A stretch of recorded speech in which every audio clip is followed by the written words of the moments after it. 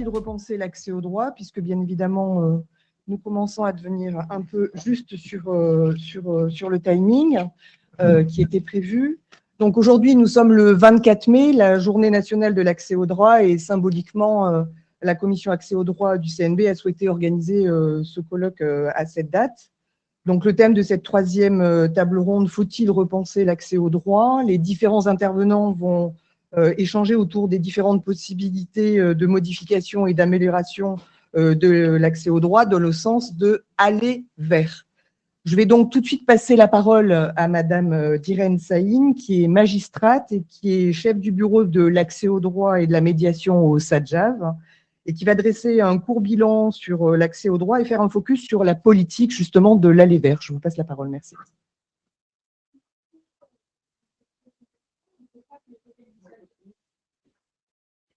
Voilà. On m'entend, oui, c'est mieux. Bonjour à tous, et je crois qu'on a du monde plutôt en visio notamment.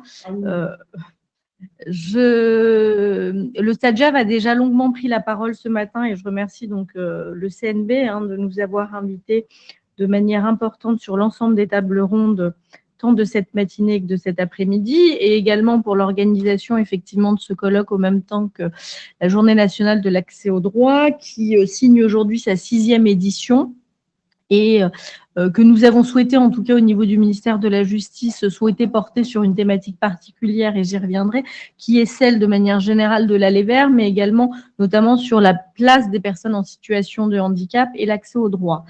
Sur le fonctionnement plutôt de l'accès au droit et sur la thématique de cette table ronde, faut-il repenser l'accès au droit, j'axerai moi plutôt mes propos, puisqu'on est sur un temps de parole d'une dizaine de minutes pour chacun, très rapidement sur le fonctionnement de l'accès au droit, avec un bref bilan plutôt budgétaire et également toutes les actions menées actuellement par le ministère de la Justice dans cette politique de l'aller vers et de ce qu'on appelle également le dernier kilomètre nous concernant. Qu'est-ce que la politique publique de l'accès au droit et qu'est-ce qu'on trouve finalement quand on se rend dans un lieu d'accès au droit aujourd'hui?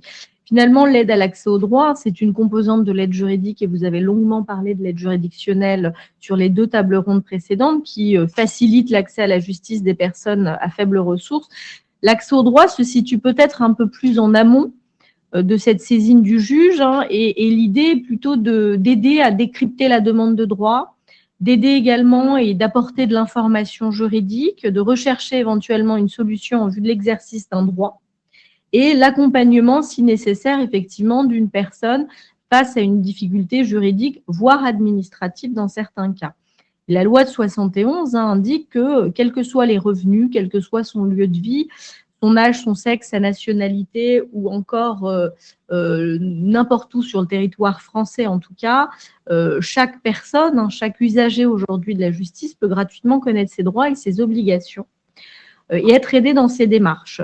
Être aidé quand on se rend dans un lieu, oui. Qu'est-ce qu'on y trouve? On y trouve de l'information générale, de l'aide dans l'accomplissement de démarches, de la consultation en matière juridique réservée là aux professionnels du droit, et également l'assistance à la rédaction d'actes ou à la conclusion effectivement d'actes juridiques. C'est une politique qui est essentielle et qui est partenariale, je le dis d'autant plus effectivement au sein du Conseil national des barreaux, puisqu'elle associe certes l'État, mais surtout les professionnels du droit et les avocats, au même titre que le tissu associatif ou les collectivités territoriales. Elle est orientée de manière générale vers tout public, mais surtout, au même titre que l'aide juridictionnelle, vers les publics qui sont quand même les moins aisés. Elle est mise en œuvre par le SADJAV au niveau national. Donc, nous conduisons au niveau du ministère de la Justice cette politique publique. Nous avons une gestion budgétaire également, et j'y reviendrai, de cette politique publique. Et au niveau des cours d'appel, nous sommes assistés par les chefs de cour, mais également par les magistrats délégués à la politique associative et à l'accès au droit. Au niveau départemental, le législateur a souhaité finalement confier le pilotage de cette politique publique à un groupement qui a un statut plus particulier puisqu'il n'est pas un établissement judiciaire, un groupement d'intérêt public que sont aujourd'hui les conseils départementaux de l'accès au droit, qui sont présidés par les présidents des tribunaux judiciaires, vice-présidés par les procureurs de la République, toujours des chefs-lieux, mais également avec des membres de droit que sont le préfet de département, le conseil départemental, mais également les représentants des professions juridiques ou barreaux de département, chambre départementale des notaires, des commissaires de justice et également d'autres associations ou l'association des maires de France ou des associations qui œuvrent en matière d'accès au droit ou d'aide aux victimes, par exemple. Donc, chaque département aujourd'hui est doté d'un conseil départemental de l'accès au droit. Et sur les territoires ultramarins, là où nous étions sur des territoires qui étaient à certains moments plus démunis, aujourd'hui, nous sommes également dans une volonté de faire bénéficier partout sur le territoire, et j'insiste sur ce terme, de l'aide à l'accès au droit. Et nous avons donc 3 conseils d'accès au droit qui ont été créés sur ces départements. Le premier sur Saint-Martin, Saint-Barthélemy. L'année dernière, en 2022, nous avons créé le conseil d'accès au droit de la Polynésie française, également celui de Saint-Pierre et Miquelon. Et nous créons actuellement, le décret devrait être publié sous peu, le conseil d'accès au droit de Nouvelle-Calédonie. Donc, nous couvrirons l'ensemble du territoire. J'exclus Wallis et Futuna, qui a un statut un peu particulier sur lequel nous n'avons pas aujourd'hui de conseil d'accès au droit. Et je sais que voilà, c'est un sujet, et notamment avec les barreaux locaux, sur la représentation de manière générale à Wallis et Futuna, la question se pose. Et en tout cas, nous couvrirons, sauf ce territoire, l'intégralité des territoires, y compris ultramarins, sur la question de l'accès au droit. Or, j'indique à ce titre-là que bien qu'il n'y ait pas ou qu'il n'y avait pas de CDAD ou de CAD sur ces territoires, il y avait des permanences qui s'y tenaient de manière moindre, c'est une réalité, de manière moins visible également. Et la possibilité d'avoir un référent aujourd'hui qui va pouvoir réfléchir aux besoins et mailler mieux son territoire est pour nous effectivement le signe à nouveau d'une volonté du ministère de la Justice d'avoir une égalité de traitement sur l'ensemble du territoire. Que fait le CDAD ou le CAD sur ces territoires et de manière générale? Il va nécessairement être le relais du ministère de la Justice, mais pas que.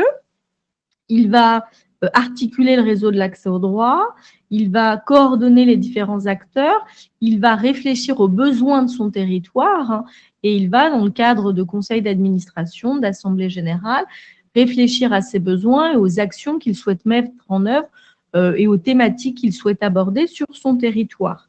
Les activités des CDAD se sont diversifiées sur ces dernières années et nous avons notamment, dans le cadre de ces CDAD, une activité qui est principale et primordiale et qui intéresse particulièrement les avocats, qui sont les permanences qui ont lieu au sein des points justice. Point justice aujourd'hui, alors c'est un mot un peu nouveau, puisqu'il s'agit effectivement d'un nouveau logo, d'une nouvelle appellation, mis en œuvre pour permettre peut-être d'avoir un réseau plus établi et plus visible. Et en toute transparence, nous étions sur une demande du garde des Sceaux qui, à son arrivée au ministère de la Justice à l'été 2020, a souhaité, nous a indiqué qu'il ne comprenait pas l'organisation du réseau de l'accès au droit, qu'il ne comprenait pas ce qu'était un relais d'accès au droit, un point d'accès au droit, une antenne de justice, et qu'il souhaitait, lui, que n'importe où sur un territoire, à la vue d'un logo, on puisse savoir qu'on pouvait y trouver de l'information juridique. Donc, on a suivi effectivement et répondu à cette demande avec la création de ce logo unique, de cette appellation unique, puis d'un numéro de téléphone qui a suivi derrière toujours et qui permet effectivement, un peu à l'instar des pharmacies, de pouvoir rapidement à la lecture et à la vue de ce logo, savoir qu'on peut y trouver de l'information. Alors, on n'y trouvera pas nécessairement tous les types des permanences et tous les professionnels du droit, mais l'idée est qu'on puisse savoir qu'on aura de l'information juridique. Donc, j'ai indiqué sur l'outre-mer également sur ces dernières années eu cette volonté effectivement de créer un accès au droit de qualité partout. Effectivement, la Nouvelle-Calédonie, hein, notre texte et le projet de décret est passé en section de l'intérieur la semaine dernière, hein, au Conseil d'État. Donc la publication devrait se faire sous peu puisque le secrétariat général du gouvernement a été saisi également de la verte, et donc on devrait avoir une publication très prochaine, sachant que nous sommes régulièrement en contact avec les chefs de cour de Nouvelle-Calédonie, qui sont tout à fait prêts à démarrer leur activité sur ces territoires-là. Sur le budget des CDAD et sur cette partie peut-être un peu plus bilan également, hein, j'indiquais que le législateur avait souhaité confier finalement le pilotage local de l'aide à l'accès au droit à un groupement d'intérêt public qui n'est pas un établissement judiciaire. Donc nous ne sommes pas, nous n'avons aucune position hiérarchique à l'égard des CDAD. Donc nous pouvons tout à fait impulser à l'égard de ces structures une volonté des thématiques particulières, une volonté de prioriser l'aller vers, une volonté de prioriser par exemple l'aide à l'accès au droit de public spécifique. Pour autant, les territoires ont tout à fait, les CDAD ont toute liberté à mener leur propre action sur le territoire tant que l'action relève effectivement de l'accès au droit. Nous sommes financeurs et en grande partie des CDAD, puisque le ministère de la Justice verse des subventions au même titre que les autres membres de droit qui vont apporter soit en nature, soit en numéraire, soit en industrie également leurs contributions. Et nous versons des contributions notamment numéraires au conseil départemental de l'accès au droit. Donc nous, on a effectivement augmenté les budgets puisque les crédits de l'action 2, alors l'action 2, c'est un mot un peu vulgaire, mais le ministère de la Justice conduit une mission, la mission justice, et au sein de cette mission, il y a différents programmes qui obtiennent donc des budgets de la direction du budget, et le SADJAV est responsable du programme 101, qui est le programme d'accès à la justice, de l'aide juridique et de l'aide aux victimes. Et dans le cadre de ce programme, il y a différentes actions, et l'action 2 est l'action d'accès au droit. Donc, il y a des financements qui sont fléchés par Bercy dans le cadre de l'action 2. Et donc, ces financements ont été en nette augmentation sur ces dernières années. Entre 2021 et 2022, notre budget a augmenté de 30%. Donc, nous avons eu un budget en 2022 d'un peu plus de 12 millions d'euros. En 2023, nous avons un budget d'aide à l'accès au droit d'à peu près 14,7 millions d'euros. Donc, on a une nouvelle augmentation.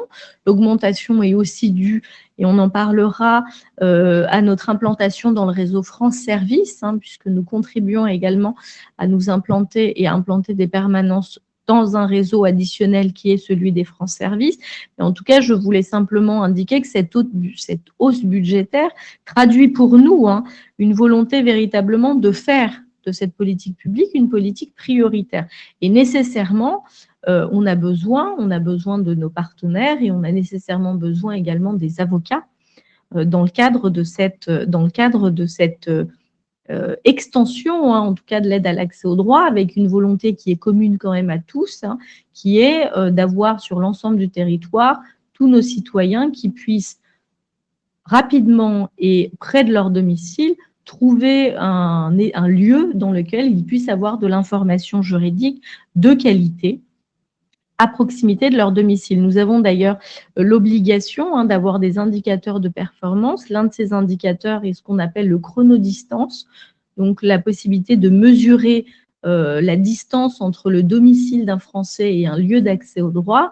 Et donc aujourd'hui, 96,9% de la population française est à moins de 30 minutes d'un point justice, donc d'un lieu dans lequel il peut avoir de l'information judiciaire. Il s'agit d'un indicateur parmi d'autres qui nous permet effectivement de rappeler que nous avons une cible qui est aujourd'hui d'avoir 100% de notre population, de couvrir les zones blanches, de couvrir les zones rurales, de couvrir également les territoires ultramarins.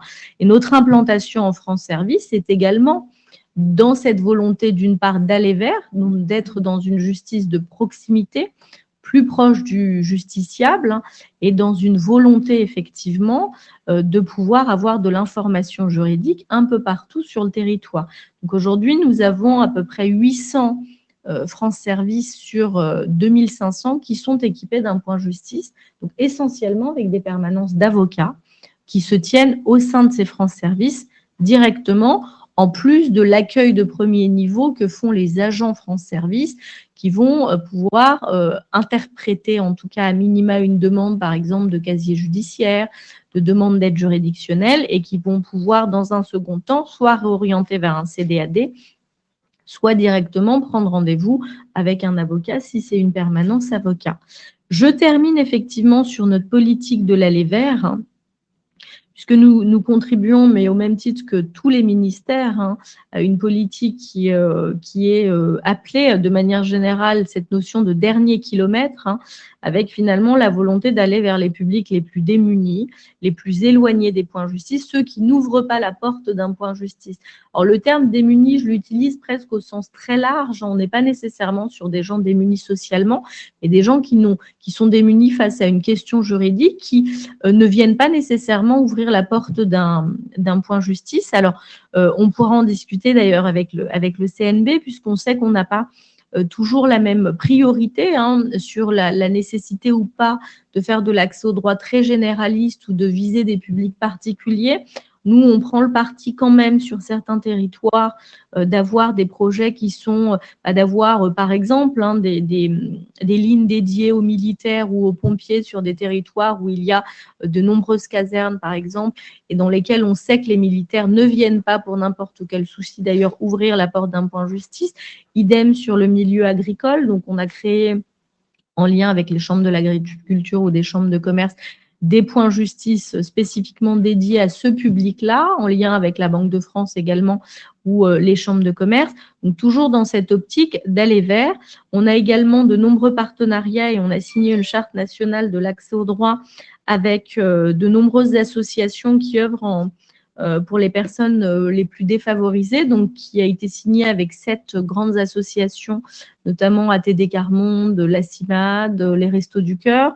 Et dans ce cadre-là, on est sur une volonté de, sur des territoires, créer du lien, créer des conventions et créer des points de justice à proximité, par exemple, des lieux de distribution de repas alimentaires.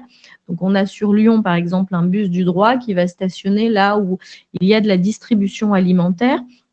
On a également lancé un numéro unique de l'accès au droit, le 3039, pour que l'usager puisse, y compris à son domicile, être en contact avec un point justice, qu'on puisse répondre à ses questions ou qu'on puisse également lui donner un rendez-vous, un rendez-vous en visio ou en présentiel, puisqu'on tient également, nous, quand même, à maintenir le lien humain qui a pu être évoqué par le président de l'UNCA. On a développé également des bonnes pratiques, puisqu'on sait aujourd'hui qu'on est conscient que les pratiques innovantes existent et qu'il faut les dupliquer quand elles permettent à un territoire de mieux cibler ses besoins. Et donc, le ministère de la Justice a lancé un site bonnes pratiques dans lequel on va effectivement rédiger finalement et décliner des pratiques qui sont intéressantes pour nous. Donc, je vous ai évoqué ces permanences d'accès au droit itinérantes. Il y a les pirogues du droit à Cayenne, je crois que ça va être évoqué. Il y a des randonnées du droit à La Réunion qui ont eu lieu. Il y a des visites à domicile qui se passent, donc où les juristes se déplacent directement à domicile ou dans des EHPAD. Vous avez également des permanences en langue des signes, des permanences également très récemment, et vous avez peut-être suivi notre garde et très intéressé par la question de la médiation canine et des chiens d'assistance. Donc, on a aujourd'hui développé également des permanences dans lesquelles les personnes, notamment marginalisées, qui sont avec leurs animaux, peuvent s'y rendre directement sans devoir déposer ou laisser à la porte les animaux, ce qui pose souvent difficulté. Donc, on a développé des permanences tout public, donc où on peut se présenter directement également avec ces animaux de compagnie. Donc, voilà brièvement, en tout cas, tout ce que le ministère de la Justice met en œuvre. J'insiste également, et ce sera mon propos de conclusif, en tout cas, avant éventuellement les échanges avec les autres membres de cette table ronde. Pour nous, la participation des barreaux est primordiale dans cette politique publique de l'aide à l'accès au droit. La place des avocats est importante. Donc, on en a totalement conscience et on réfléchit sur ces questions, tant dans le cadre du Conseil national de l'aide juridique et également dans les échanges que l'on a avec les présidents de juridiction et avec les barreaux. Et nécessairement, ça ne peut se faire effectivement qu'en concertation avec vous. Je m'arrête là. Je crois que j'ai un peu dépassé peut-être mes 10 minutes. Un tout petit peu. Je vous remercie beaucoup pour toutes ces informations. Donc, nous allons continuer à aller vers l'outre-mer. Et je vais passer la parole à Patrick Lingibé, qui est bâtonnier sortant du barreau de Guyane, vice-président de la conférence des bâtonniers et président de la délégation d'outre-mer, qui va donc aborder le thème de l'accès aux droits et des territoires ultramarins et qui va décrire notamment la mise en œuvre du dispositif assez innovant de la pirogue du droit. Mais je lui laisse tout de suite la parole.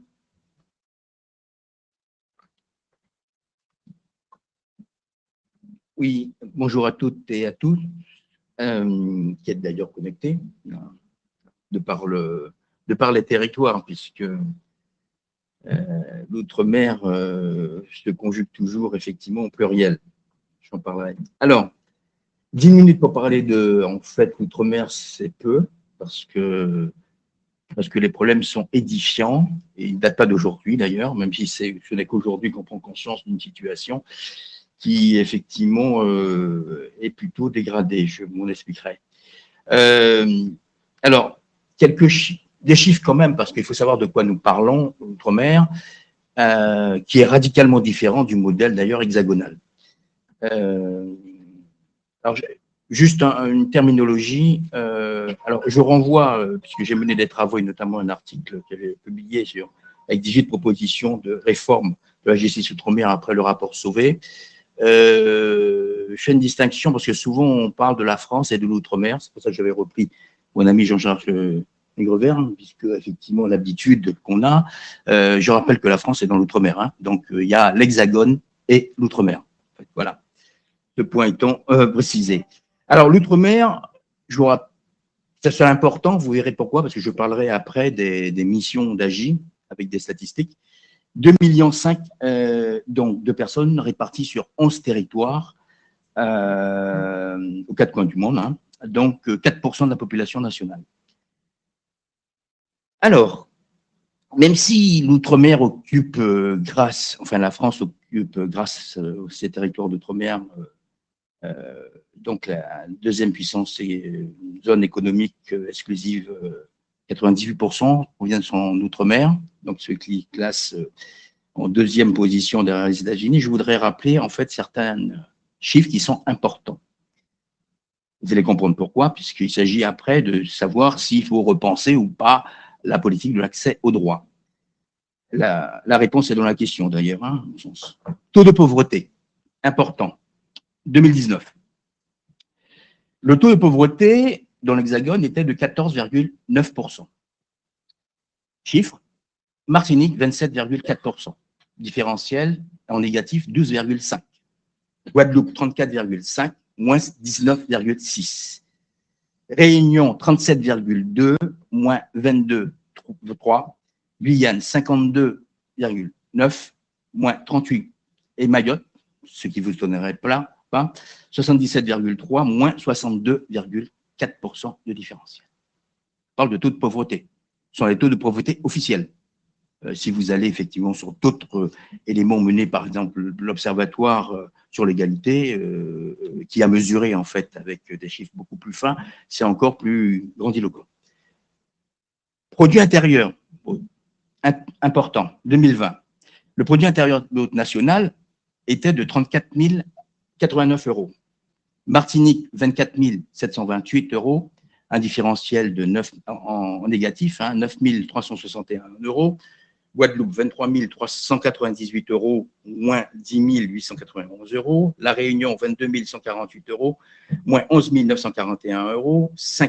La Guyane, 15 091 €, moins 18 998 €. Mayotte, dernière de la liste, 9 714 €, moins 24 375 €. Taux de chômage, 7% au niveau national, Martinique 12,9%, Guadeloupe 17,2%, La Réunion 18%, Guyane, 14,5%, Mayotte, dernier, 30%. Les chiffres sont effectivement des différentiels, moins à peu près moins 6 à 7% de différence, avec moins 23 pour Mayotte.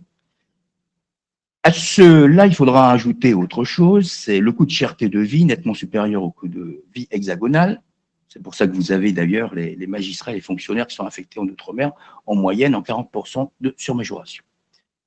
Donc en Outre-mer, non seulement le citoyen justiciable est plus pauvre, les chiffres corroborent, que dans l'Hexagone, mais également il doit faire face à un coût de vie très largement supérieur, 6 à 8 fois, voire 12 fois supérieur à la France hexagonale.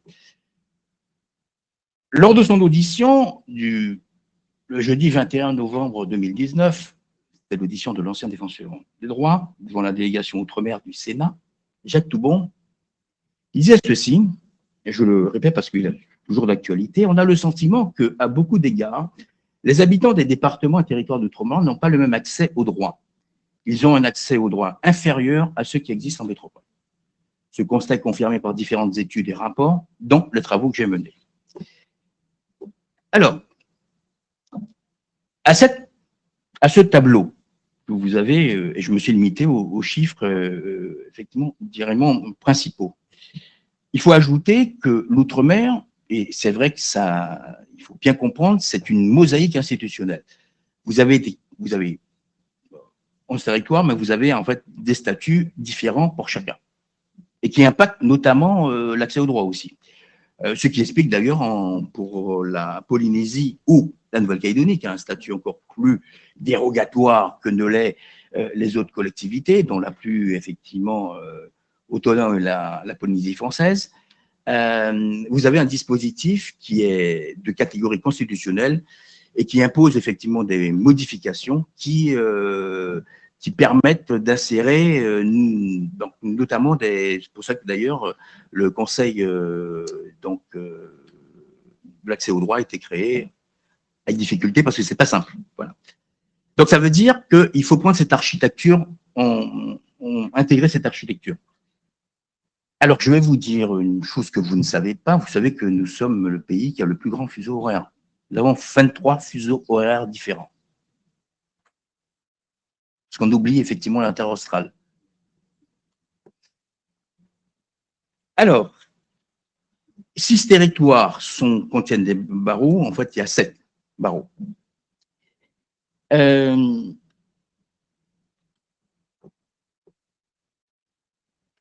Pour faire court, vous avez en fait 3 catégories. Institutions constitutionnelles, vous avez effectivement 5 territoires qui s'appellent les départements régions d'outre-mer que vous connaissez ordinairement, qui va de Guadeloupe, Martinique, Guyane, La Réunion et Saint-Pierre et Mayotte. Il y en a 5, bon, je vais vous lire, qui relèvent de ce qu'on appelle l'article 73 de la Constitution, qui en gros applique le même régime législatif et réglementaire de l'Hexagone. Et puis vous avez en fait une autre catégorie, l'article 74, dont tous les autres, Saint-Pierre et Miquelon, la Polynésie française, Saint-Martin, Saint-Barthélemy, la Guadeloupe ne faisons relevant de l'article 73, qui applique un statut d'une loi organique, ce qu'on appelle la spécialité législative. Et vous avez la seule catégorie, donc Wallis et Futuna est dans l'article 74. Et vous avez une dernière catégorie qui est à elle seule, effectivement, une catégorie de niveau constitutionnel, qui est la Nouvelle-Calédonie. Chaque dispositif constitutionnel inclut effectivement des dispositifs particuliers avec pas nécessairement l'application de tous les régimes juridiques. Et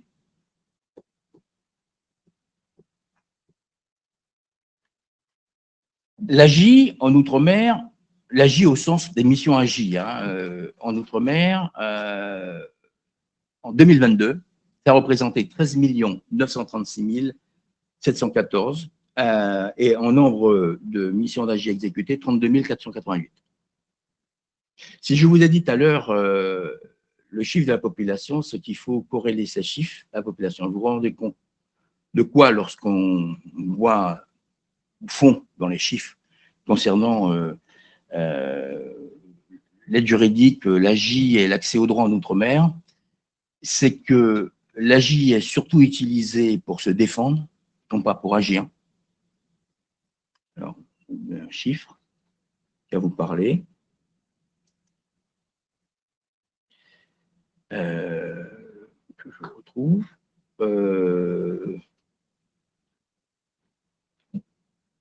39% effectivement dans l'Hexagone est utilisé en fait pour se défendre. La défense, c'est-à-dire que les gens n'attaquent pas au niveau de la juridictionnelle en Outre-mer.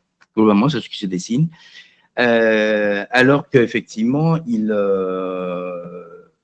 se défendent 81 à 72% par exemple en Polynésie, Mayotte. Alors, quelles ont été les problématiques de l'outre-mer sont des problématiques géographiques de distance qui ont amené, en l'occurrence, je vais vous parler de la pirogue du droit, l'expérience guyanaise, mais on pourra le voir en fait d'autres cas qui se font en Guadeloupe, en Martinique et à La Réunion. Il faut savoir que en Outre-mer, les distances, puisque sont éloignées, hein, il n'y a pas de lieu d'accès au droit à moins de 30 minutes, sauf dans les villes. Mais en fait, je vous prends l'exemple de la Guyane. La Guyane, c'est la superficie de l'Autriche. Hein. Donc, le deuxième pôle, effectivement, activité judiciaire à Saint-Laurent, c'est plus de 540 km. Donc, vous n'avez pas d'accès.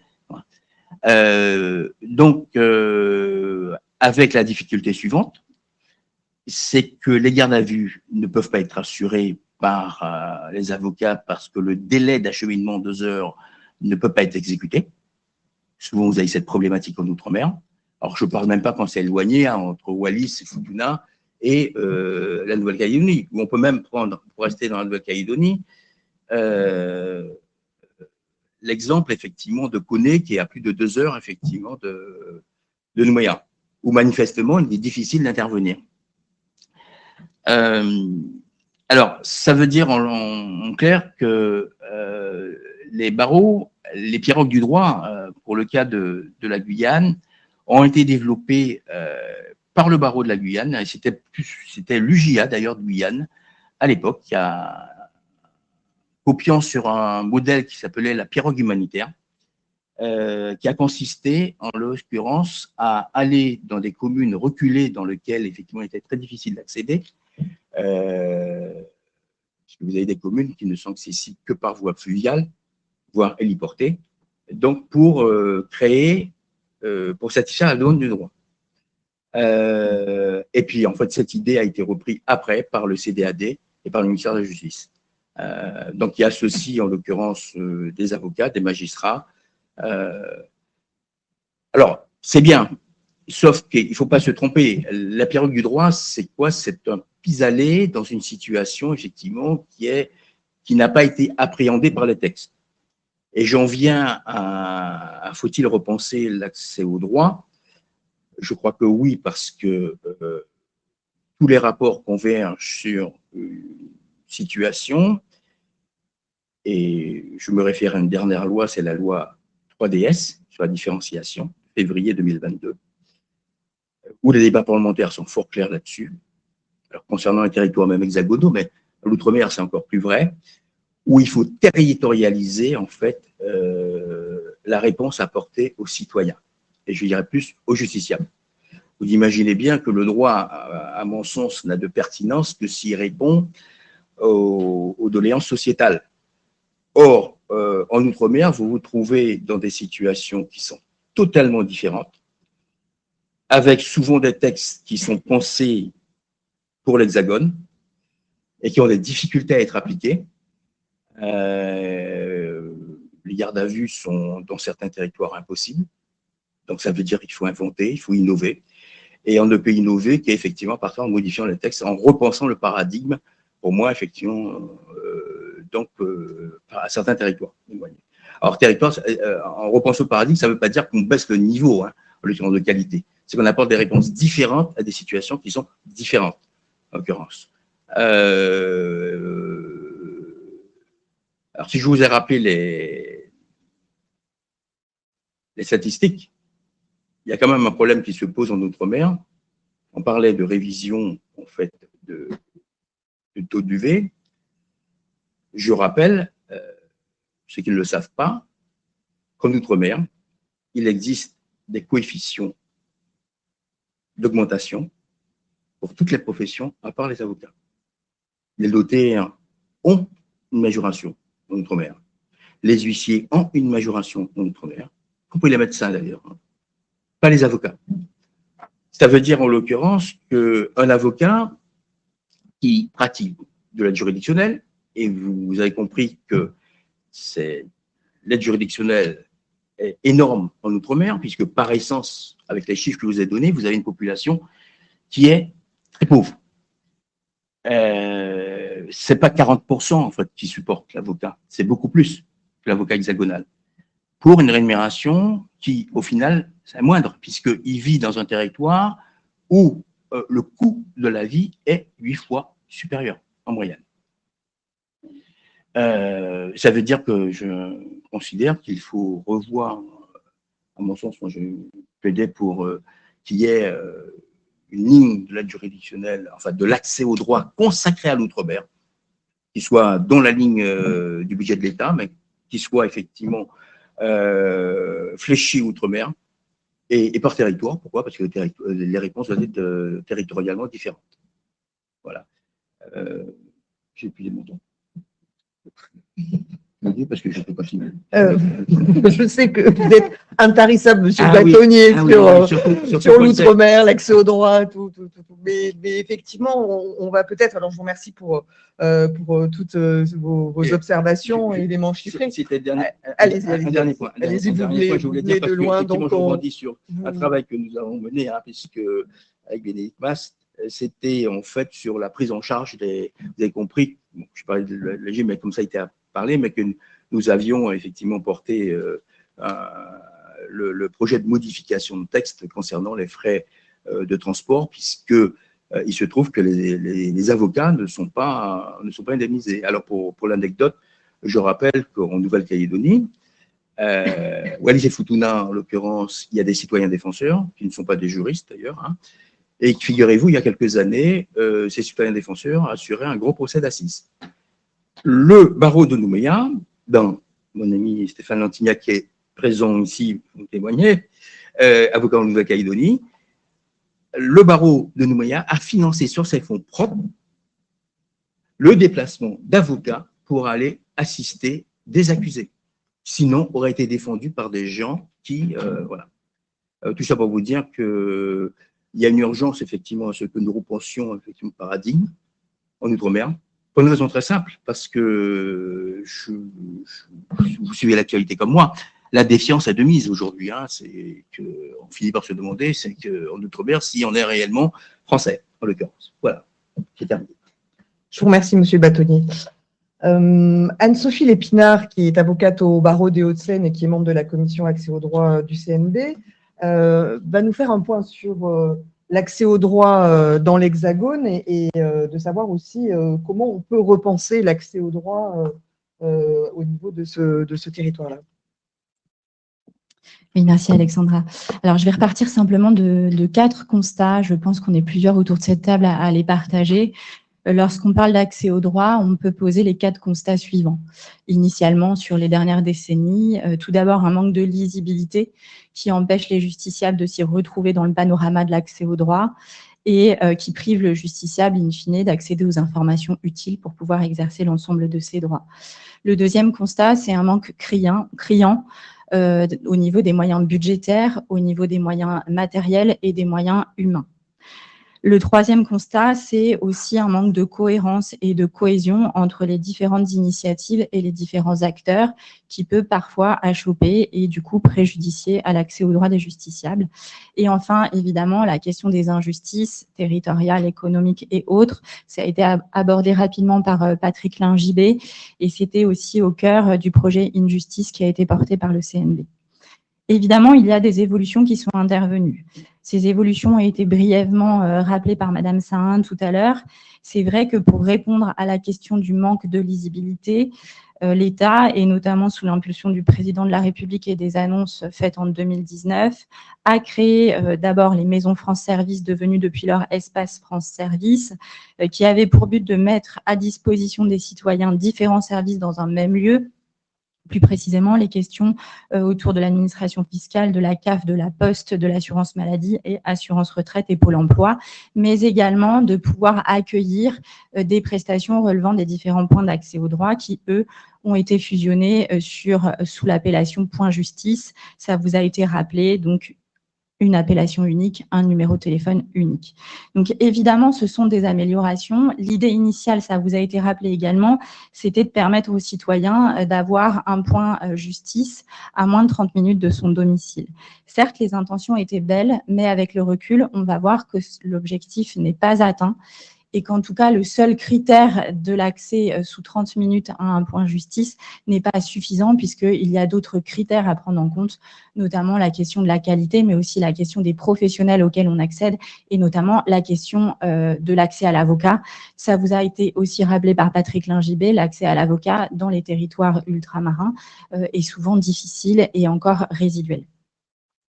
La commission accès au droit du CNB, elle s'est globalement concentrée sur les questions aides juridictionnelles. On l'a vu depuis le début de la matinée, toutes les questions ont été nombreuses, le travail a été dense. Pour autant, on a aussi à cœur de travailler sur les questions accès au droit. C'est encore un peu résiduel, mais ce sont des questions à porter dans les mois à venir.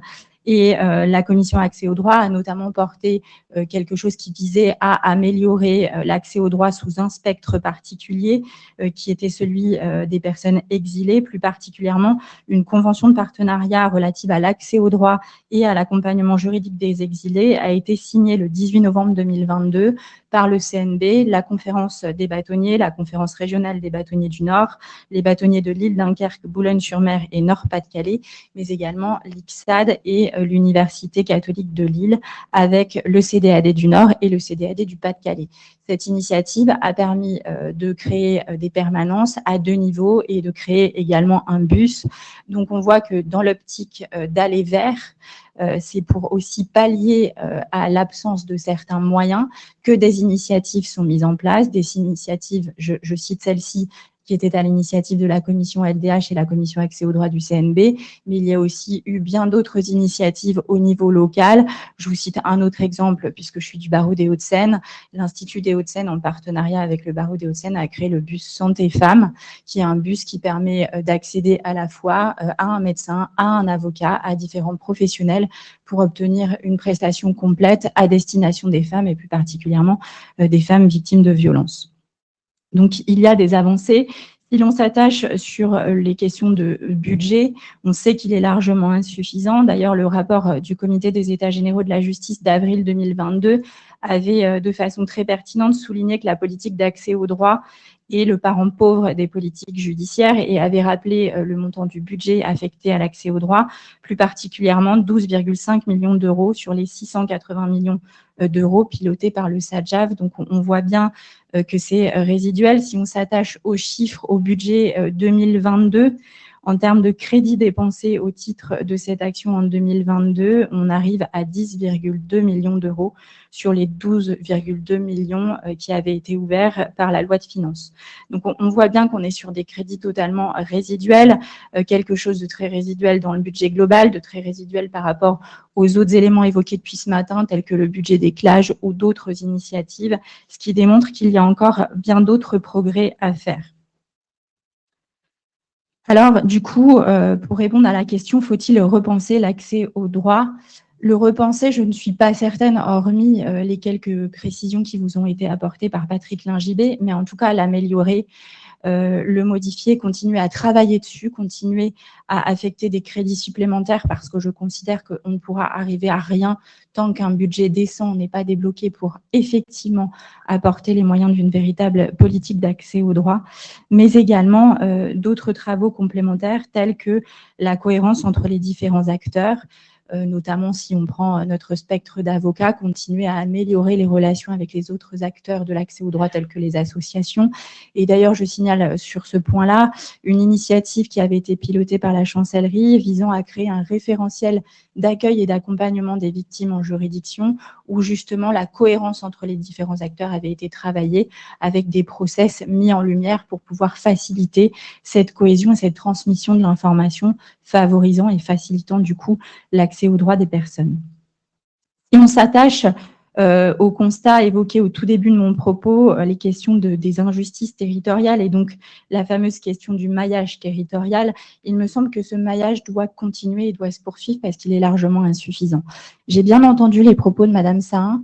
Pour autant, lorsque on s'attache aux résultats des études du projet Injustice, on voit bien que ces injustices continuent et que malgré les modifications, malgré la création des points justice, malgré la création des espaces France Service, on est encore sur des injustices criantes.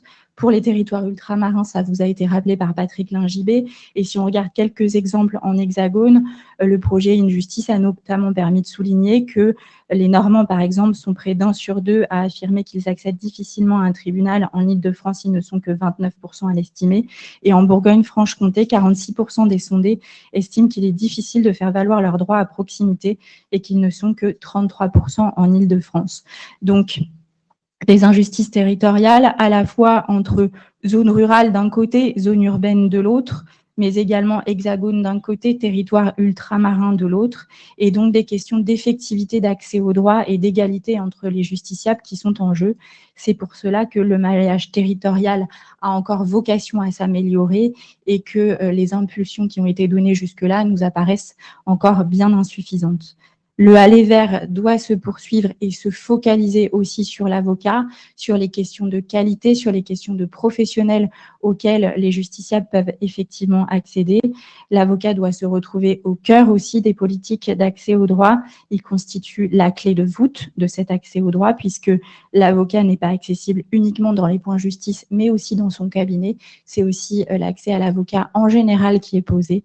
Et donc, il y a encore de nombreux progrès qui pourraient être apportés pour contribuer à cet accès au droit effectif qui manque encore bien trop aujourd'hui.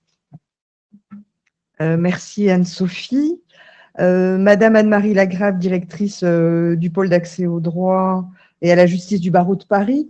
Comment se passe l'accès au droit au sein du barreau de Paris et quelles sont vos suggestions d'amélioration pour repenser l'accès au droit ?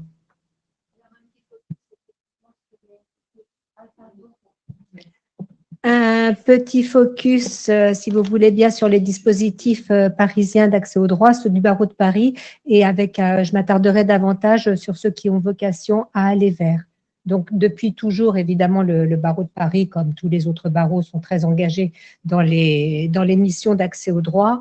À Paris, on a un réseau d'environ 2000 avocats, dont plus de 500 bénévoles qui dispensent chaque jour, du lundi au vendredi, des consultations gratuites sur différents lieux, alors au tribunal judiciaire, dans les mairies d'arrondissement, dans les PAD, dans les MJD, mais aussi, et j'y reviendrai, dans le bus de la solidarité. Évidemment, toutes les thématiques sont abordées, des plus classiques, droit du travail, droit de la famille, droit du logement, aux plus sensibles, les violences intrafamiliales, les mineurs isolés, le droit des personnes discriminées. Globalement, tout ça représente 6000 permanences de 3 heures qui permettent de recevoir chaque année plus de 50 000 personnes pour des consultations d'une vingtaine de minutes. On a également des consultations plus spécifiques, puisque en 2020, on a mis sur place un plan d'action à destination des TPE-PME en difficulté, touchées évidemment de plein fouet par la crise économique née de la pandémie. Un plan qui a permis de toucher un public nouveau, ça c'était assez intéressant puisque jusque-là on touchait essentiellement des particuliers, donc un public nouveau de petits entrepreneurs. Pour 75% d'entre eux, ils n'avaient jamais eu affaire à un avocat en dehors du contentieux, donc ça a permis aussi de remettre l'image de l'avocat à sa place et de le faire connaître dans son rôle de conseil en amont de tout contentieux. Donc, ces permanences, ces 6000 permanences, elles sont financées à peu près globalement pour moitié directement par la CARPA de Paris et pour moitié, elles sont subventionnées par la mairie de Paris ou évidemment le CDAD. Une exigence de qualité, Anne-Sophie en parlait à l'instant, donc à Paris, tous les avocats volontaires qui dispensent ces consultations doivent, pour pouvoir s'inscrire sur les listes d'accès au droit, justifier de leur formation dans les domaines dans lesquels ils souhaitent intervenir. Une fois inscrits sur ces listes, ils doivent chaque année justifier de 6 heures de formation, davantage dans certaines matières, dans le ou leur secteur d'intervention. Ils peuvent, mais c'est strictement encadré, ils peuvent bénéficier d'un droit de suite. Alors, les consultations sont strictement anonymes. L'avocat ne peut pas donner sa carte ni donner ses coordonnées. Néanmoins, à la demande du justiciable, un droit de suite peut être accordé. Il est vraiment strictement encadré puisqu'on accorde d'une manière générale pas plus de 2 droits de suite par permanence. Donc, dans le cadre de ces 3 heures de permanence, un avocat peut recevoir jusqu'à 9 clients. Il n'aura pas plus de 2 droits de suite accordés. Donc, pour gérer tout ça à Paris, alors moi, je ne parle que de Paris parce que c'est la seule chose que je connais. Je ne sais pas comment ça se passe ailleurs, mais on a une équipe de 8 salariés qui sont exclusivement dédiés à l'organisation de ces permanences d'accès au droit, la convocation des avocats, les désistements les remplacements en cas de désistement, l'accueil du public au tribunal, la gestion des droits de suite, sans compter la collaboratrice qui procède au règlement de l'ensemble de ces permanences. Les permanences qui sont exclusivement financées par la CARPA, donc elles se tiennent tous les jours, du lundi au vendredi, de 9h30 à 12h30, sans rendez-vous, où 4 avocats assurent des consultations en généraliste, droit du travail, droit de la famille, droit du logement. Donc le matin, quand on arrive au tribunal Porte de Clichy, il y a déjà une file d'attente assez longue avec des gens qui sont obligés de revenir le lendemain parce qu'ils… Pardon ? Ah, pardon, je crois qu'il me parlait. Avec une file d'attente assez longue et des justiciables qui sont obligés de revenir le lendemain parce qu'on ne peut pas recevoir tout le monde. Chaque jour également, l'après-midi, des permanences dédiées aux mineurs, dont certaines plus spécifiquement dédiées aux mineurs isolés étrangers qui viennent pour faire un recours contre le refus de minorité qui leur a été remis. 2 fois par semaine, des permanences dédiées aux victimes de violences au sein du couple, 2 fois par semaine, des permanences sur les questions de tutelle, curatelle, également des consultations dédiées aux personnes en situation de handicap, et puis 3 fois par mois, des consultations généralistes pour les personnes sourdes ou malentendantes avec un interprète en langue des signes ou un avocat. On en a 2 ou 3 sur le barreau de Paris qui maîtrisent la langue des signes et qui l'utilisent eux-mêmes. Toujours financée par la CARPA, une permanence quotidienne SOS Avocat, le soir de 19h à 23h, assurée par 2 avocats pour les personnes qui ne peuvent pas se déplacer aux horaires classiques. Une permanence pour la Ligue contre le cancer par téléphone 2 fois par semaine à destination des personnes touchées par la maladie ou leurs proches. Une grande journée annuelle de permanence par des avocats fiscalistes qui aident les citoyens parisiens à remplir leur déclaration de revenus. Donc, rien que pour cette année, en 2022, pour vous donner un ordre d'idée, cette journée fiscaliste, elle a mobilisé 83 avocats sur 126 permanences, donc c'est quand même c'est énorme. Et puis, toutes les permanences de ce plan dédié aux petites et moyennes entreprises, aux très petites et petites entreprises, donc 480 permanences dédiées en 2022, 33 ateliers sous forme de webinaires ou de tables rondes. Voilà pour les permanences exclusivement financées par la CARPA. Les autres, celles qui sont subventionnées, alors par le CDAD d'abord. Alors là, je dois dire, c'est anecdotique, mais hier, il y avait le conseil des PAD et des MJD qui se tenait au tribunal, donc présidé par le président du tribunal judiciaire Stéphane Noël et Laure Becchio, la procureure de la République. Et là, je dois dire que j'ai perdu mon sang-froid. J'étais vraiment très en colère. On en était à se réjouir de pouvoir mettre un deuxième téléphone au pas de 5, une imprimante à la MJD, machin. On a vraiment l'impression d'être dans les années 50. Je suis désolée, mais j'ai explosé. Je l'ai dit, il y a vraiment un manque de moyens cruel. C'est les années 50, un personnel en sous-effectif permanent qui craque, qui se met en arrêt maladie, qui ne peut pas répondre, qui n'a pas les moyens de répondre à la demande qui se développe de plus en plus. Voilà, c'était anecdotique, j'explose pas souvent, mais hier j'ai explosé. Donc, les permanences subventionnées par le CDAD, on en a environ 1350 chaque année. Donc, 687 dans les PAD. Il y a 5 PAD Ville de Paris, un PAD jeune, un PAD pénitentiaire à la maison d'arrêt de la santé, où on est d'ailleurs allé aussi pour la journée des déclarations de revenus, aider les détenus à faire leur déclaration de revenus, mais on a un PAD pénitentiaire où on intervient une fois par semaine. Voilà pour le CDAD, et puis 483 permanences qui ont été tenues dans les 3 MJD implantés à Paris. Donc, permanence subventionnée par le CDAD, par la mairie de Paris, où tous les ans, on dispense 1750 permanences dans les différents arrondissements, dans toutes les mairies d'arrondissement, sans compter la journée avocat dans la cité, une semaine par an, alors en partenariat avec la mairie de Paris, qui met à notre disposition des tentes sur le parvis de l'hôtel de ville. Donc, pendant une semaine, on a environ 800 avocats qui sont mobilisés sur cette journée vraiment d'accueil inconditionnel à tout public.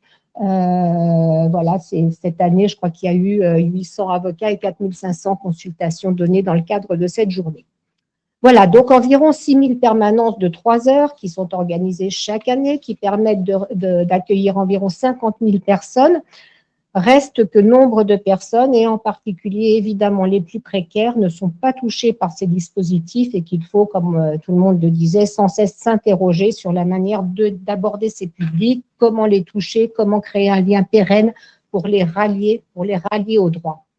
Donc le barreau de Paris, il va vers ces gens-là, une fois fait le constat que nombre de justiciables, alors soit qu'ils ne connaissent pas les dispositifs, soit qu'ils y ont renoncé, faute de s'y retrouver dans les dédales souvent kafkaïens de l'administration, soit que vivant en dehors des circuits officiels, ils ne font pas la démarche de se déplacer dans une structure institutionnelle, eh bien le barreau de Paris se déplace pour aller vers eux via le bus de la solidarité, via les maraudes, via les permanences en partenariat avec les associations de terrain. Alors, le bus de la solidarité, qui fête d'ailleurs cette année ses 20 ans d'existence, il est mis en place dans les zones prioritaires et sensibles en partenariat avec la ville de Paris et l'association Droit d'urgence. C'est un dispositif d'accès au droit qui a pour objet la lutte contre l'exclusion.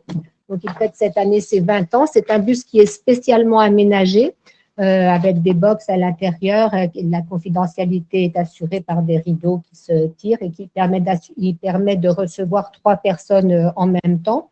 Donc, il stationne 5 jours sur 5 5 jours par semaine, à l'une des portes de Paris, y compris pendant les vacances scolaires. Les usagers sont reçus sans rendez-vous par 3 avocats, donc bénévoles, qui les conseillent simultanément en toute confidentialité, enfin dans la mesure du possible, puisque c'est caché par des rideaux, mais enfin chacun est dans son truc, la confidentialité est assurée.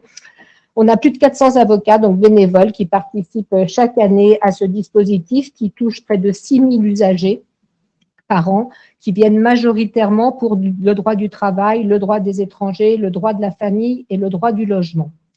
Dans le bus, on a également des permanences spécialisées. Alors, un mercredi sur 2, une permanence dédiée aux femmes victimes de violences. On a reçu 116 femmes cette année en 2022 contre 60 en 2021. Donc, ça commence à se connaître. La permanence commence à se connaître et à être davantage fréquentée. On a 2 fois par semaine une permanence en droit des étrangers et en droit d'asile.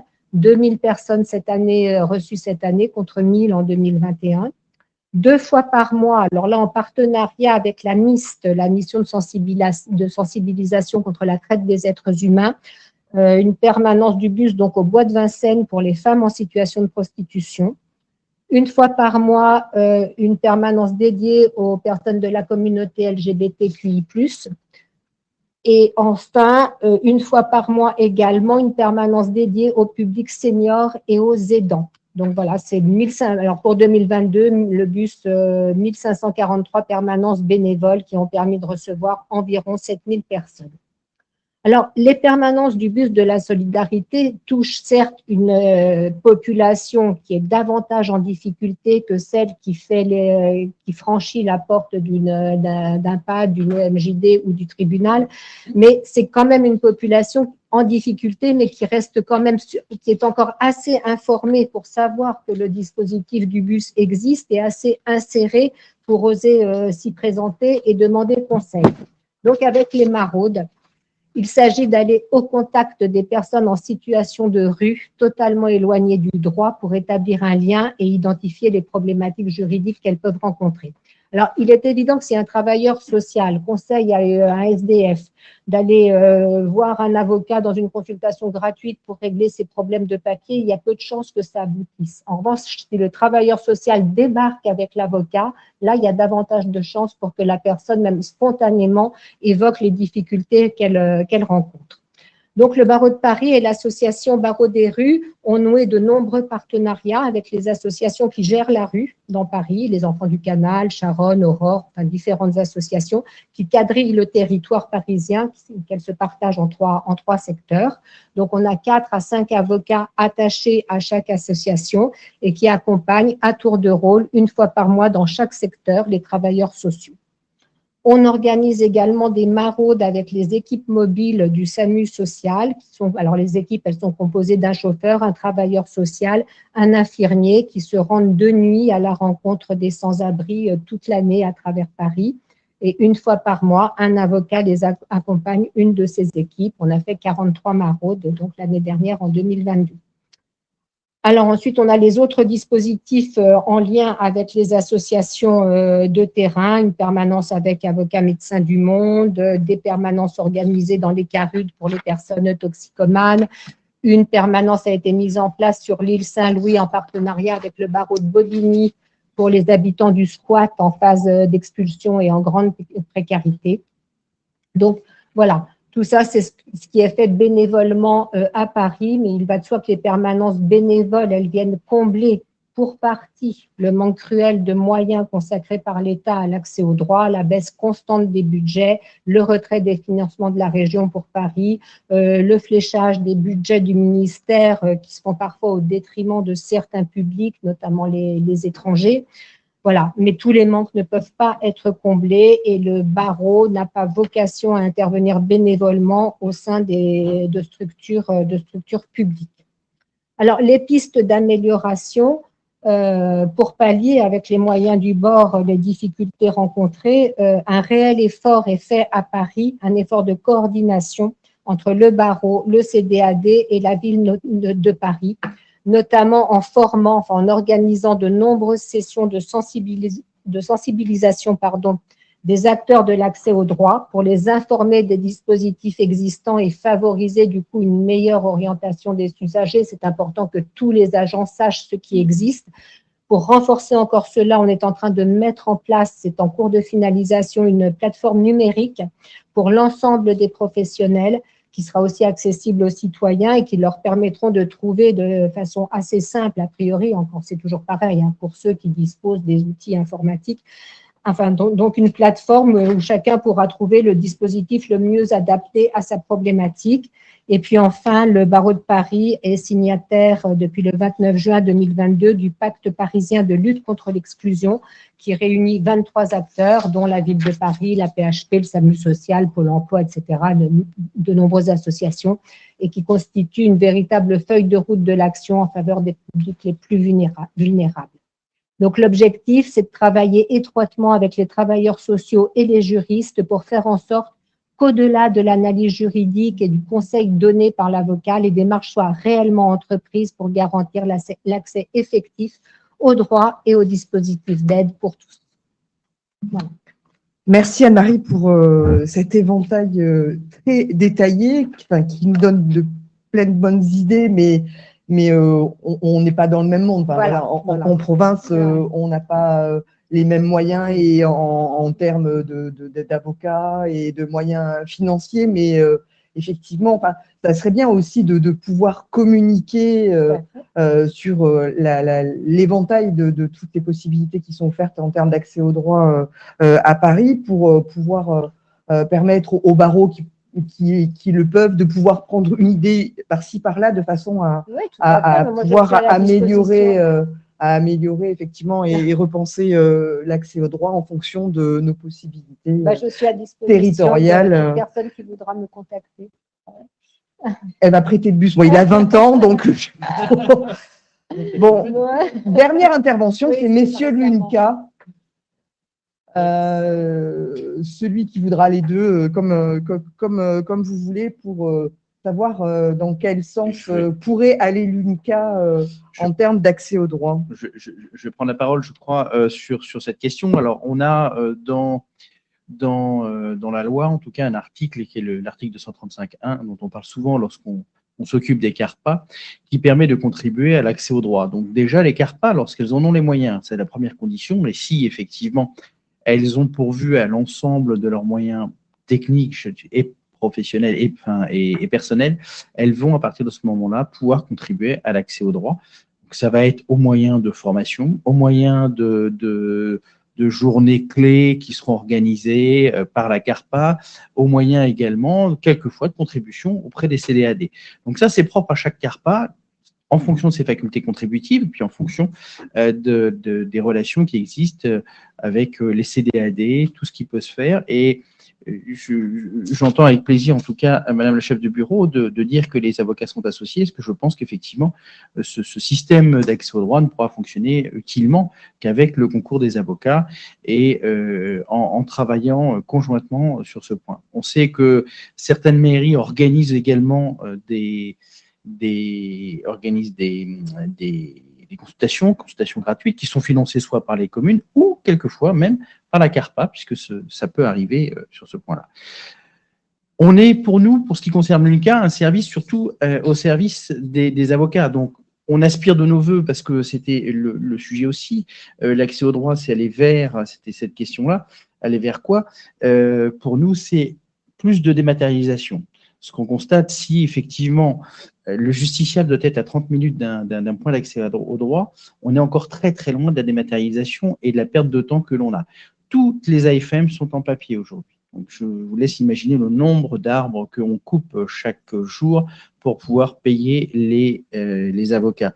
Il suffirait d'avoir des applications, une application qui puisse être remplie sur son téléphone et on arrive en garde à vue, plac, on clique, l'OPJ nous donne un code et c'est terminé et ça part directement au sein de la CARPA et l'avocat est payé. Ça, ce sont des moyens qui pourraient avancer et faire avancer les choses et peut-être aussi se mettre en application avec, on a Doctolib qui existe, puis il y a des consultations en visio pour les médecins. Vous pourriez l'avoir avec les avocats sur des consultations au sein de points d'accès au droit. Tac, tac, tac, on fonctionne comme ça.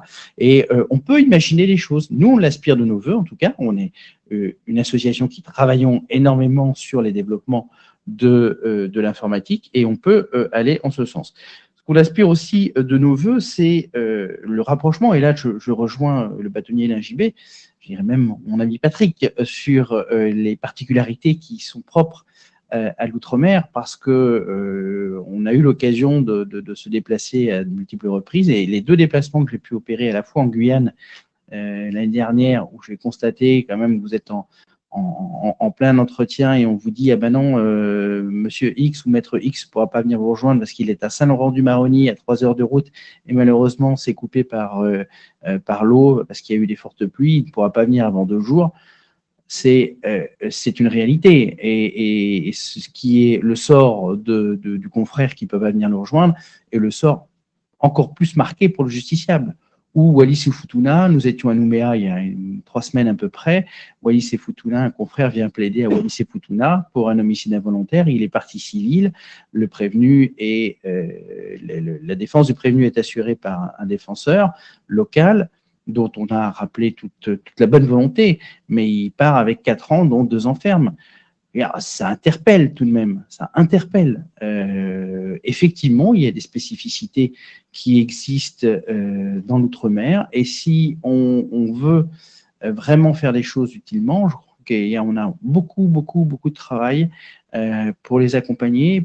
Je finirai mon propos sur ce point-là, mais avec les propos du député de ce matin, de Martinique, dont j'ai perdu le nom, mais qui... Johnny William, qui nous disait qu'effectivement, il faudra à un moment donné tenir compte de ces spécificités pour avancer dans cet accès au droit et dans l'aide juridique que l'on apporte. Si on ne le prend pas en compte, on aura effectivement un écart qui va se creuser de plus en plus. On est en 2023. Je dois vous dire que ces déplacements que j'ai opérés sont très, très riches d'enseignements, de voir que quelquefois, on est un peu en décalage entre les vrais besoins et les mesures qui sont prises. Donc, voilà. Donc, voilà les éléments que j'entendais vous apporter. Et puis, encore une fois, vraiment mettre le point sur la dématérialisation parce que je trouve qu'on est encore, on est très, très loin de ce qu'on pourrait faire avec pas forcément des budgets très, très élevés, mais il faut en avoir une envie, voilà, une envie politique, une envie de mettre en mouvement ces idées-là. Je vous remercie. Karim Benamor, on a encore un peu de temps contre toute attente. Je ne parle pas après le président de l'UNCA. Non, j'arrive, non, le président a tout dit. Et on est comme ça, nous, c'est… Alors, est-ce qu'il y a des questions sur le chat? Alors, sur le chat, non, mais moi, j'en ai une. Ah, bah oui, ça tombe très bien. Il y aura aussi, Donc, si jamais dans la salle, il y a des personnes qui souhaitent poser des questions, bien évidemment. Mais Madame la Présidente de la Commission Accès au droit. Voilà. Si je comprends bien, Jean-Charles, il faut aller vers la numérisation. C'est ça, on est en plein dans le thème de la… Il va falloir… Oui, de oui, la non, table mais très honnêtement, enfin, je ne comprends pas encore que les avocats arrivent en garde à vue avec un formulaire papier ou même qu'on n'ait pas… Parce que faut bien comprendre quand même que si on avait un système très simple, l'AJ est désigné, là on a compris tout à l'heure, avec le siège, déjà là c'est un petit peu compliqué, mais ensuite la greffière remplit son AFM, ça part en télétransmission directement au sein de la CARPA, l'avocat est payé, je veux dire, on va régler 50 000 problèmes. Je vais régler le problème des AJ qui vont traîner pendant 4 ans, la rapidité de paiement pour le confrère, et je vais aussi régler la problématique du SADJAV que nous évoquait Monsieur Maxime Guézy tout à l'heure sur la problématique du budget. Je vais dépenser immédiatement ce qui doit être consommé. Donc, on a à y gagner en fonctionnant comme ça et que ce soit dans toutes les matières. Et je suis un peu étonné je n'ai même pas l'impression qu'on se posait encore la question. Alors, moi, je voulais vous poser une question, Madame Sahin, si vous voulez bien. L'année dernière, donc en 2021, le CNAJ a également déposé un rapport en matière d'accès au droit. Ce rapport mettait en avant quelques difficultés structurelles rencontrées par les CDAD, notamment des problèmes de ressources humaines, de non-mutualisation de logiciels, de nécessité de gérer la paye. Quand on voit la complication que c'est de gérer la paye, enfin que c'était individuel, il n'y avait pas d'outils informatiques. Donc, est-ce que ces questions-là sont envisagées au sein de la chancellerie pour essayer d'améliorer le budget de l'accès au droit? Parce que tout ce budget qui est consacré à ça ne va pas à l'accès. Tout ce qui est utilisé au fonctionnel ne va pas à l'opérationnel, enfin à financer les consultations qui peuvent être données par les professionnels de justice dans le cadre de l'accès au droit. Donc ça, c'est ma première question. Et la deuxième, au cours de ces dernières années, on a eu des inquiétudes liées au fait que les CDAD, possiblement, devraient se soumettre aux règles des marchés publics pour les consultations. C'est une inquiétude extrêmement importante. J'avoue que sur cette mandature, on n'en a pas reparlé, mais pendant un moment, il était évoqué la question des référencements ouverts. Alors, je passe, c'est compliqué, les référencements ouverts. Mais bon, et on n'entend plus parler de rien.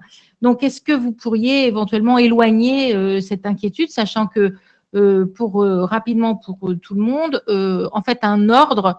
Alors, certains pourraient répondre certainement beaucoup plus précisément à cette question, mais un ordre d'avocat, à raison de ce qu'il est, ne peut pas soumissionner à un marché public. Donc, ça voudrait dire que les consultations gratuites qui sont organisées essentiellement par les ordres d'avocats, et ce qu'a indiqué Anne-Marie Lagrave le confirmait, ne pourraient plus intervenir. Donc, est-ce que vous pouvez, sur ces deux points-là, nous apporter vos éclairages, s'il vous plaît? Alors, Maître Bat, alors simplement pour répondre effectivement à l'UNCA sur la dématérialisation, alors c'est un sujet, puisque alors il y a le développement SIAGE, moi c'est pas mon programme directement, mais on a également un projet qui est étudié par la Commission européenne, qui est celui d'un Doctolib un peu justice, qui permettrait notamment d'avoir des entretiens par visioconférence avec les professionnels du droit. Donc, c'est un projet en cours. Il y a un besoin qui a été identifié, un cahier des charges. Alors, il y a déjà effectivement, nous on parle des permanences effectivement qui seraient financées et qui passent par le CDAD directement. Donc, il y a déjà des CDAD qui font de leur côté des permanences en visio, ça existe sur déjà des ressorts, notamment post-Covid. Et là, effectivement, ce serait une application nationale qui permettrait de prendre un rendez-vous sur son CDAD via le CDAD, avec le professionnel du droit. Donc, avec une première orientation par un agent d'accueil du CDAD, un filtre qui se ferait, et donc un rendez-vous avec un professionnel du droit. Il serait une application également pour l'aide aux victimes, donc qui est pour l'instant, il y a l'étude de cadrage a été faite. On est en train de finaliser ce que la commission appelle les livrables. Il y a un cabinet de conseil qui travaille sur ce volet. Donc, effectivement, c'est un vrai sujet d'actualité, notamment post-Covid pour le ministère. Sur la question des moyens RH, effectivement, des outils évoqués par Maître Mast. Alors, nous avons renforcé effectivement les moyens humains des CDAD. Donc, nécessairement, alors, je ne dirais pas au détriment des permanences, mais nos budgets ont augmenté aussi pour professionnaliser les coordinateurs de ces services, puisqu'on sait qu'ils doivent être très polyvalents et qu'il y a cet aspect budgétaire. Donc aujourd'hui, le premier poste de dépense des CDAD est celui des charges de personnel, avant celui effectivement de la rétribution des avocats, qui est le deuxième poste de dépense. Puisqu'effectivement, on a la nécessité sur ces territoires d'avoir des gens qui soient suffisamment professionnels et aptes sur plusieurs domaines, notamment le domaine budgétaire. On travaille aujourd'hui, alors la grande difficulté, il faut le dire, c'est que ces établissements ne sont pas des établissements judiciaires. Donc le ministère de la Justice doit obéir aux règles RGPD, a un système de masterisation de ses ordinateurs, des logiciels qui ne peuvent pas y être installés, et on est sur un établissement qui n'est pas justice totalement. Donc on a de nombreuses difficultés de nos services sécurité informatique à pouvoir installer ces logiciels.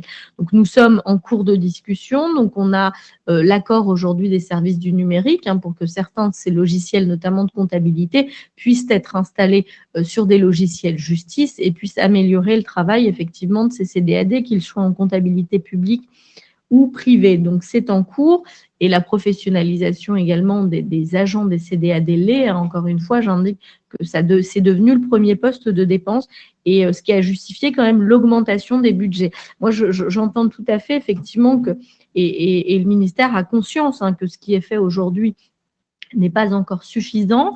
Pour autant, les budgets augmentent. L'idée, c'est d'avancer. Alors, même si les pas sont pas énormes, et j'entends effectivement le barreau de Paris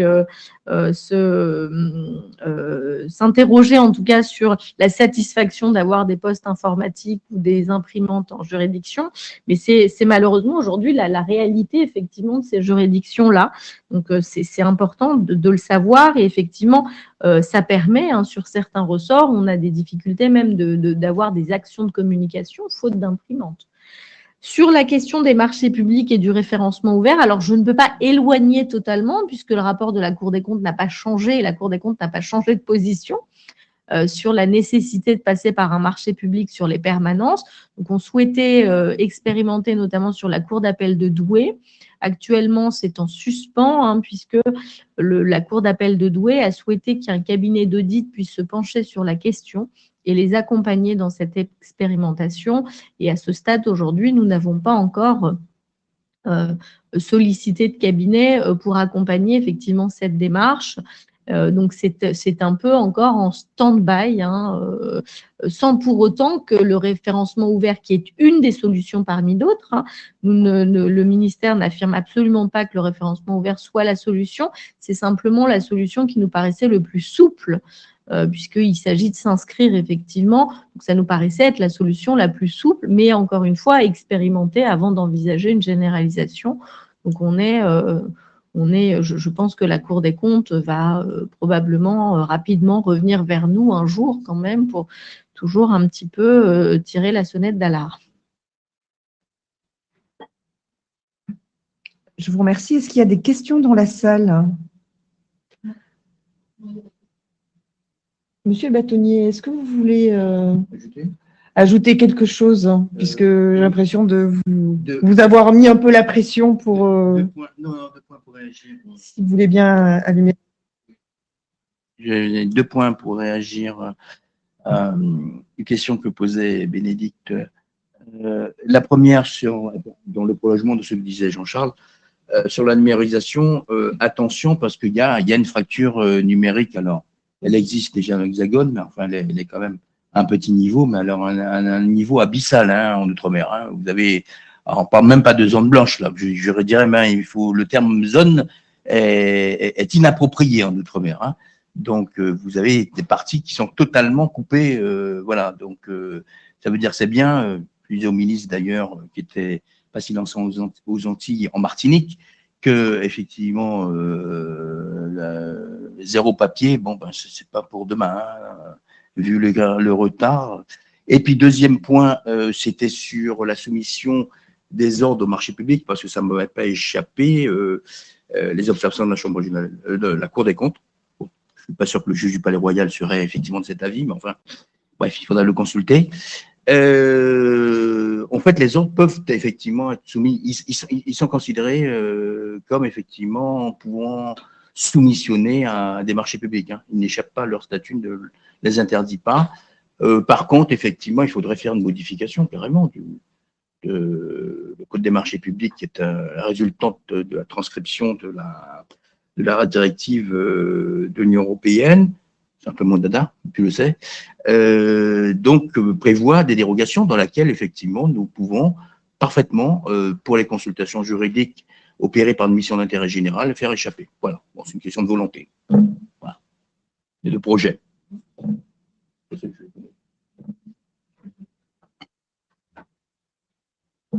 Je vous remercie.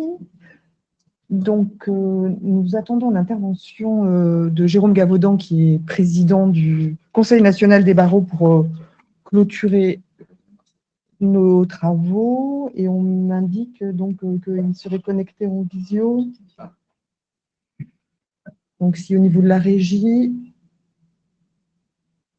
Dans l'attente qu'il se connecte pour clôturer cette table ronde, ce qu'on observe, c'est que nous étions d'accord sur les constats, d'accord sur le fait que la profession d'avocat met en œuvre des moyens pour essayer de pallier les manques et qu'il y a encore bien d'autres travaux à mener en concertation entre notre profession et le ministère pour arriver à quelque chose de beaucoup plus satisfaisant et un véritable accès aux droits effectifs pour les justiciables.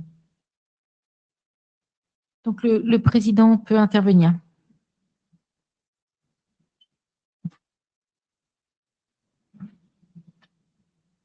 Monsieur le Président, où êtes-vous?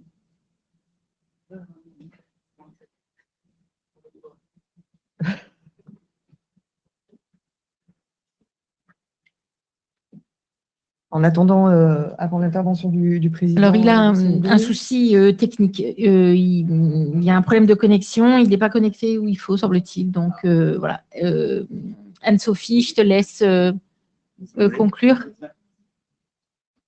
Alors, donc, le président devait effectivement intervenir.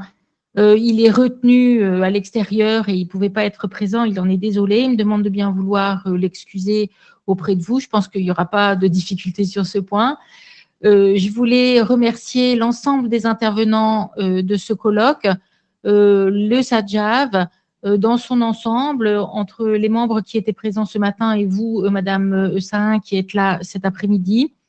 Également, les personnes avec qui on travaille habituellement, la conférence. Pardon. Il est là. Ah ben Bonjour, voilà. Monsieur le Président. Donc, je finis, Jérôme, je finis juste ma phrase. La conférence, effectivement, le barreau de Paris et l'UNCA, aussi les membres de la commission qui font partie de ces fameux syndicats dont je vous parlais ce matin et qui travaillent utilement avec nous, et puis vous tous, tous les intervenants et qui assistaient, qui nous ont fait l'amitié d'assister à ce colloque et qui êtes intéressés pour que l'accès au droit et l'accès à la justice progressent dans ce pays. Merci beaucoup et je passe la parole à Jérôme Gavaudan. On ne vous entend pas, Monsieur le Président. Eh bien voilà, oui. Mais par contre, appuyez sur la touche micro. Non, ça ne marche pas mieux.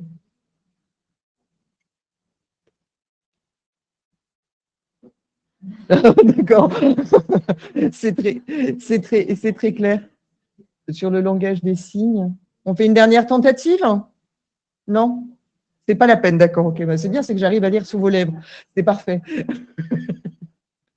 Eh bien, bonne soirée. Merci à tous et à toutes ceux qui étaient présents dans la salle et ceux qui nous ont suivis très courageusement aussi en visio depuis ce matin.